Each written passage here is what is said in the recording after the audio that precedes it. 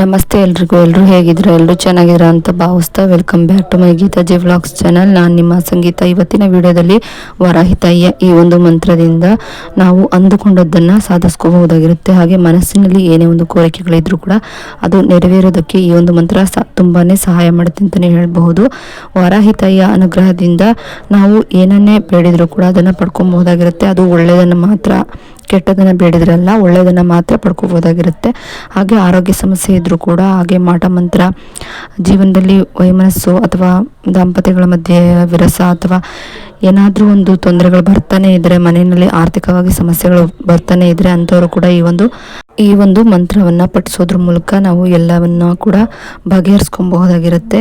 ಇನ್ನು ಹಾಗಿದ್ರೆ ಆ ಒಂದು ಮಂತ್ರ ಯಾವುದು, ಅದನ್ನು ಹೇಗೆ ಪಠಿಸ್ಬೇಕಾಗುತ್ತೆ, ಅದಕ್ಕಿರುವಂಥ ನಿಯಮ ಏನು, ಅದನ್ನು ಎಷ್ಟು ಬಾರಿ ಪಠಿಸ್ಬೇಕಾಗುತ್ತೆ, ಎಲ್ಲವನ್ನೂ ಕೂಡ ಸಂಪೂರ್ಣವಾಗಿ ಈ ಒಂದು ವಿಡಿಯೋ ಮೂಲಕ ನಾನು ನಿಮಗೆ ತಿಳಿಸ್ಕೊಡ್ತಾ ಇದ್ದೀನಿ. ವಿಡಿಯೋವನ್ನು ಎಲ್ಲೂ ಕೂಡ ಸ್ಕಿಪ್ ಮಾಡದೆ ನೋಡೋದ್ರಿಂದ ಇದ್ರ ಬಗ್ಗೆ ಸಂಪೂರ್ಣವಾಗಿ ನೀವು ತಿಳ್ಕೊಬಹುದಾಗಿರುತ್ತೆ.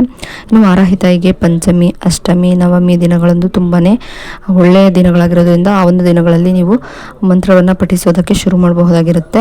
ಅಥವಾ ಮಂಗಳವಾರ, ಗುರುವಾರ ದಿನಗಳಲ್ಲೂ ಕೂಡ ನೀವು ಮಂತ್ರವನ್ನು ಪಠಿಸೋದಕ್ಕೆ ಶುರು ಮಾಡಬಹುದಾಗಿರುತ್ತೆ.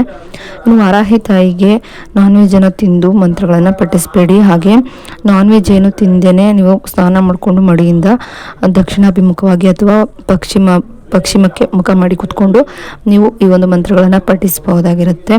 ಇನ್ನು ವಾರಾಹಿ ತಾಯಿಗೆ ಕಡು ಕಪ್ಪು ಅಥವಾ ಕಡು ನೀಲಿ ಬಣ್ಣದ ಬಣ್ಣಗಳಂದರೆ ತುಂಬಾ ಇಷ್ಟ. ಆ ಒಂದು ಬಣ್ಣದ ಬಟ್ಟೆಗಳ ಮೇಲೆ ಅಂದರೆ ಆಸನದ ಮೇಲೆ ಕೂತ್ಕೊಂಡು ಪಠಿಸ್ಬೋದು, ಅಥವಾ ಆ ಒಂದು ಬಟ್ಟೆಗಳನ್ನು ಧರಿಸಿ ಕೂಡ ನೀವು ಪಠಿಸಬಹುದಾಗಿರುತ್ತೆ. ಇನ್ನು ಈ ಒಂದು ಮಂತ್ರವನ್ನು ನಾವು ಪ್ರತಿನಿತ್ಯವೂ ಕೂಡ ಬ್ರಾಹ್ಮಿ ಮುಹೂರ್ತದಲ್ಲಾದರೂ ಪಠಿಸಬಹುದು. ಆದರೆ ವಾರಾಹಿ ತಾಯಿಗೆ ರಾತ್ರಿ 8 ಗಂಟೆಯ ನಂತರ, ಅಂದರೆ ರಾತ್ರಿ ಸಮಯ ತುಂಬಾ ಹೆಚ್ಚಾಗಿ ಪ್ರಿಯವಾಗಿರೋದ್ರಿಂದ ಆ ಒಂದು ಸಮಯದಲ್ಲಿ ಪಠಿಸೋದ್ರಿಂದ ಕೂಡ ನೀವು ವಾರಾಹಿ ತಾಯಿಯ ಅನುಗ್ರಹವನ್ನು ಪಡ್ಕೋಬಹುದಾಗಿರುತ್ತೆ. ಯಾಕಂದರೆ ಆ ಒಂದು ಸಮಯದಲ್ಲಿ ತಾಯಿ ಭೂಲೋಕದಲ್ಲಿ ಸಂಚಾರವನ್ನು ಮಾಡೋದ್ರಿಂದ ನಿಮಗೆ ಆ ಒಂದು ಸಮಯದಲ್ಲಿ ಮಂತ್ರಗಳನ್ನು ಪಠಿಸ್ತಾ ಬರೋದ್ರಿಂದ ನೀವು ವಾರಾಹಿ ತಾಯಿಯ ಅನುಗ್ರಹವನ್ನು ಪಡ್ಕೋಬಹುದಾಗಿರುತ್ತೆ. ಇನ್ನು ನಮ್ಮ ಜೀವನದಲ್ಲಿ ಮನೆ ಕಟ್ತಾ ಇದ್ದೀವಿ, ಆ ಮನೆ ಅರ್ಧಂಬರ್ಧ ಆಗಿದೆ, ಪೂರ್ಣ ಆಗ್ತಾನೆ ಇಲ್ಲ ಅಂದವರು ಕೂಡ ಈ ಒಂದು ವಾರಾಹಿ ತಾಯಿಯ ಮಂತ್ರವನ್ನು ಪಠಿಸಬಹುದು. ಯಾಕಂದರೆ ಭೂಮಿಗೆ ಸಂಬಂಧಿಸಿದಂತಹ ಎಂತಹ ಸಮಸ್ಯೆಗಳಿದ್ರೂ ಕೂಡ ವಾರಾಹಿ ತಾಯಿ ಹತ್ರ ಬೇಡ್ಕೊಂಡ್ರೆ ಎಲ್ಲ ಸಮಸ್ಯೆಗಳು ಬಗೆಹರಿದು ನಾವು ಕಟ್ತಿರುವಂಥ ಮನೆ ಸಂಪೂರ್ಣವಾಗುತ್ತೆ ಅಂತಲೇ ಹೇಳ್ಬೋದು. ಹಾಗಾಗಿ ನೀವು ಪಾಯ ತೆಗ್ದಾಗಲಿ ಅಥವಾ ಪೂಜೆ ಮಾಡುವಾಗಲಿ ನೀವು ವಾರಾಹಿ ತಾಯಿ ಅಥವಾ ಭೂವರಹ ಸ್ವಾಮಿ ದೇವಸ್ಥಾನಕ್ಕೆ ಹೋಗಿ ಅಲ್ಲಿ ಪೂಜೆ ಮಾಡಿಸ್ಕೊಂಡು, ಅರ್ಚನೆ ಮಾಡಿಸ್ಕೊಂಡು, ಅಲ್ಲಿ ಬರುವಾಗ ಮಣ್ಣು ಅಥವಾ ಒಂದು ಇಟ್ಟಿಗೆಯನ್ನು ತಗೊಂಡು ಬಂದು ನಾವು ಇಟ್ಕೊಂಡು ಮನೆ ಕಟ್ಟೋ ಜಾಗದಲ್ಲಿ ಇಟ್ಟು ಪೂಜೆ ಮಾಡಿ ನಾವು ಮನೆ ಕಟ್ಟೋದ್ರಿಂದ ಆ ಒಂದು ಏನು ಇಟ್ಟಿಗೆ ಅಥವಾ ಮಣ್ಣು ತಂದಿರ್ತೀವಿ ಅದು ಪಾಯ ಮಾಡುವಾಗ ನಾವು ಮೊದಲು ಪಾಯ ತೆಗಿತೀವಲ್ಲ, ಮೊದಲನೇ ಇಟ್ಟಿಗೆ ಇಡುವಾಗ ಇದನ್ನೇ ಇಟ್ಟು ನೀವು ಪೂಜೆ ಮಾಡಿ ಮನೆ ಕಟ್ಟೋದ್ರಿಂದ ನಿಮ್ಮ ಮನೆ ಯಾವುದೇ ರೀತಿ ತೊಂದರೆ ಇಲ್ಲದೆ ಸಂಪೂರ್ಣವಾಗಿ ಪೂರ್ಣ ಆಗುತ್ತೆ ಅಂತಲೇ ಹೇಳಬಹುದು.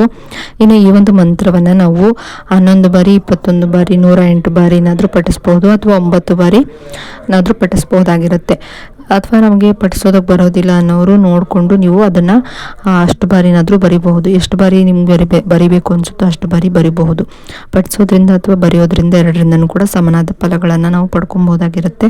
ಯಾಕಂದರೆ ನಾವು ಕೆಲವರಿಗೆ ಅದು ಪಠಿಸೋದಕ್ಕೆ ಬರೋದಿಲ್ಲ, ಹಾಗಾಗಿ ಬರೆಯೋದ್ರಿಂದನೂ ಕೂಡ ಅಷ್ಟೇ ಶಕ್ತಿಯನ್ನು ಹೊಂದಿರುತ್ತೆ ಅಂತಲೇ ಹೇಳ್ಬೋದು. ಬರೆಯೋಕ್ಕೆ ನಿಮಗೆ ಬರಲ್ಲ ಅನ್ನೋರು ನೋಡಿಕೊಂಡು ನಾವು ಹೇಗೆ ಹೇಳ್ತೀನಿ ಅದನ್ನು ನೀವು ಕೇಳಿಸ್ಕೊಂಡು ಹೇಳ್ಕೊಬೋದಾಗಿರುತ್ತೆ. ಇನ್ನು ನಾವು ಮಲಗಿತ್ತವೇ ಇದ್ದೀವಿ, ನಮಗೆ ಏನು ಎದ್ದು ಪೂಜೆ ಮಾಡೋದಕ್ಕೆ ಅವಕ್ಕೆಲ್ಲ ಆಗೋದಿಲ್ಲ ಅನ್ನೋರು ಕೂಡ ಈ ಒಂದು ಮಂತ್ರವನ್ನು ಹೇಳ್ಕೊಬೋದಾಗಿರುತ್ತೆ. ಇನ್ನು ಆ ಒಂದು ಮಂತ್ರ ಬಂದು ಹೇಗಿರುತ್ತೆ: ಓಂ ಶ್ರೀಂ ಐಂ ಗ್ಲೌಂ ಶ್ರೀಂ ಸರ್ವಶಕ್ತಿ ಮಹಾಮಾಯೆ ವಾರಾಹಿ ತನ್ನೋ ಪ್ರಚೋದಯಾತ್. ಓಂ ಶ್ರೀಂ ಐಂ ಗ್ಲೌಂ ಶ್ರೀಂ ಸರ್ವಶಕ್ತಿ ಮಹಾಮಾಯೆ ವಾರಾಹಿ ತನ್ನೋ ಪ್ರಚೋದಯಾತ್. ಓಂ ಶ್ರೀಂ ಐಂ ಗ್ಲೌಂ ಶ್ರೀಂ ಸರ್ವಶಕ್ತಿ ಮಹಾಮಾಯೆ ವಾರಾಹಿ ತನ್ನೋ ಪ್ರಚೋದಯಾತ್. ಓಂ ಶ್ರೀಂ ಐಂ ಗ್ಲೌಂ ಶ್ರೀಂ ಸರ್ವಶಕ್ತಿ ಮಹಾಮಾಯೆ ವಾರಾಹಿ ತನ್ನೋ ಪ್ರಚೋದಯಾತ್. ಈ ರೀತಿಯಾಗಿ ನಾವು ಪ್ರತಿನಿತ್ಯವೂ ಕೂಡ ಪಠಿಸ್ತಾ ಬರೋದ್ರಿಂದ ನಮ್ಮ ಸಮಸ್ಯೆಗಳು ಏನೇ ಇದ್ರೂ ಕೂಡ ಬಗೆಹರಿತೆ ಅಂತ ಹೇಳ್ತಾ, ಹಣಕಾಸಿನ ತೊಂದರೆಗಳಿದ್ರೂ ಕೂಡ ಒಂದು ಸಮಸ್ಯೆಗಳು ಬಗೆಹರಿತು ಹಣದ ಹರಿವು ಹೆಚ್ಚಾಗುತ್ತೆ ಅಂತ ಹೇಳ್ತಾ, ಈ ಒಂದು ವಿಡಿಯೋ ಏನಾದರೂ ನಿಮ್ಗೆ ಇಷ್ಟ ಆಯಿತು ಅಂದರೆ ಲೈಕ್ ಮಾಡಿ, ಶೇರ್ ಮಾಡಿ, ಕಮೆಂಟ್ ಮಾಡಿ. ಇನ್ನಷ್ಟು ಇಂತಹ ವಿಡಿಯೋಗಳನ್ನು ನೋಡಬೇಕು ಅನ್ನೋದಾದರೆ ನನ್ನ ಗೀತಾಜಿ ವ್ಲಾಗ್ಸ್ ಚಾನಲ್ನ ಸಬ್ಸ್ಕ್ರೈಬ್ ಮಾಡ್ಕೊಂಡು ವಿಡಿಯೋ ನೋಡಿ. ಸಬ್ಸ್ಕ್ರೈಬ್ ಪಕ್ಕ ಬೆಲ್ ಐಕನ್ ಬಟನ್ ಇರುತ್ತೆ, ಅಲ್ಲಿ ಆಲ್ ಆಪ್ಷನ್ ಮೇಲೆ ಕ್ಲಿಕ್ ಮಾಡಿದ್ರೆ ನಾನು ಯಾವುದೇ ರೀತಿ ವಿಡಿಯೋ ಮಾಡಿ ಅಪ್ಲೋಡ್ ಮಾಡಿದ್ರು ಕೂಡ ನಿಮಗೆ ನೋಟಿಫಿಕೇಷನ್ ಮೂಲಕ ಮೊದಲು ಬಂದು ತಲುಪುತ್ತೆ. ಆಗ ನೀವು ನನ್ನ ವಿಡಿಯೋಗಳನ್ನ ಮಿಸ್ ಮಾಡದೆ ನೋಡಬಹುದಾಗಿರುತ್ತೆ, ಅದರ ಬಗ್ಗೆ ತಿಳ್ಕೊಬಹುದಾಗಿರುತ್ತೆ. ಇನ್ನು ವಿಡಿಯೋ ನೋಡಿದ್ದಕ್ಕಾಗಿ ಥ್ಯಾಂಕ್ ಯು ಫಾರ್ ವಾಚಿಂಗ್.